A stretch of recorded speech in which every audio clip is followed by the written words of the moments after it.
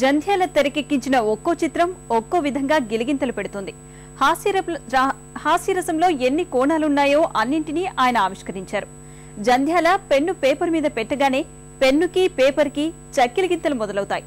Pad పెళ్లున నవ్వుతుంది. Paper weight పెదాల మాటున మందహాసం చేస్తుంది. వెండి తెరపై దాన్ని చిత్రించాక కడుపుబ్బా తనివి తీరా నవ్వుకోవడం ప్రేక్షకుల వంతవుతుంది. ఈ చెమ్మంతా ఎగిరిపోవాలా? ఈ చెమ్మ ఎగిరే లోపు మన కళ్ళు చెమ్మగిల్లుతాయేమో మహాప్రభు. ఇట్లా మనల్ని ఎవరు చూసినా ప్రమాదమే. జూ వాళ్ళు చూస్తే వాళ్ళ కోతులు తప్పించుకొచ్చారని పట్టుకెళ్ళిపోతారు. జనం ఎవరైనా చూస్తే ఇతర గ్రహాల నుంచి ఎవరో వచ్చారని రాళ్ళు కొడతారు. ఇంకా ఎంచక్కా కడిగేసుకుందామా మహాప్రభు? తిట్టి తీస్తా. నేను గొప్ప కసి అవుతాను ఇనుకో. మధ్య తరగతి ఎదవనాయాలా? మహాప్రభు తమ నన్ను తిట్టారా? లేదు, సినిమా పేరు చెప్పా. ఆ పేరు తిట్టులో ఉంది మహాప్రభు. పేరులో తిట్టుంటేనే సినిమా హిట్ అవుద్దయ్యా. తెరలగవంగానే హీరో ఓ కాఫీ హోటల్కి వెళ్తాడు.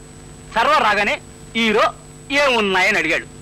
అప్పుడు సర్వరు ఇడ్లీ, రవ్వ ఇడ్లీ, గారే, మసాలా గారే, రవ్వట్టు, మసాలా అట్టు, బాతు, టమేటా బాతు, బోండా, బజ్జీ, మైసూరు బజ్జీ, మిరపకాయ బజ్జీ, అరటికాయ బజ్జీ, కలకత్తా మిఠాయి, జాంగ్రీ, పాలకోవా, హల్వా, మైసూరు పాకు, అమలాపురం కాజా, భీమవరం బాజా, పెద్దాపురం కూజా ఉన్నాయంటాడు.